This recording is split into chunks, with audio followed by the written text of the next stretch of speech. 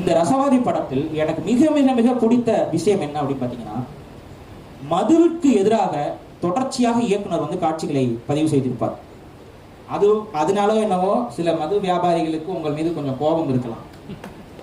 ஆனா அந்த மதுவுக்கு எதிரான ஒவ்வொரு காட்சியிலும் அது எவ்வளவு கொடியதுங்கிறத புரிய வச்சிருப்பார். சும்மாலாம் கடந்து போல புரிய வச்சிருப்பார்.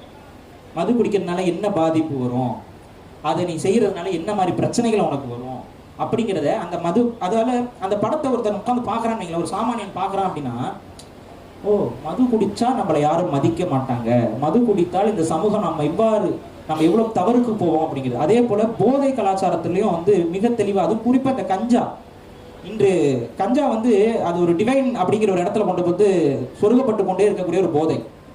அதை எடுத்தா இப்படி ஆயிரும் சிவபெருமானுக்கு பக்கத்துல போய் உட்காந்துட்டு வந்துருவோம்னா நிறைய தவறான கருத்துக்கள் கற்பிதங்கள் வந்து இங்க கற்பிக்கப்பட்டு கொண்டே இருக்குது, பாடல்கள் மூலமா இது மூலமா.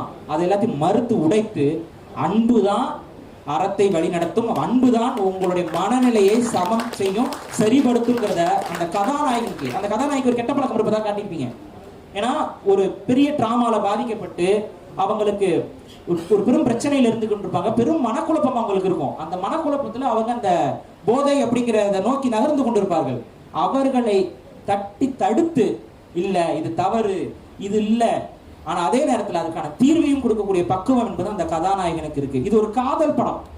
ஆனால் இந்த காதல் படத்துல காதலையும் கடந்து ஒரு பொறுப்பு என்பது இந்த படத்துல இருக்கும்.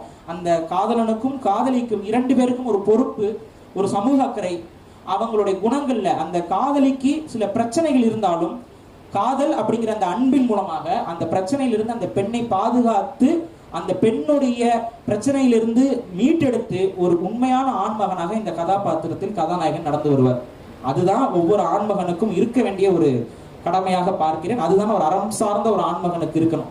காரணம் என்னன்னா, இன்னைக்கு வந்து காதல் வாழ்க்கை அப்படிங்கிறது எல்லாமே சுயநலம் சார்ந்ததாக மாறிக்கொண்டே வருகிறது.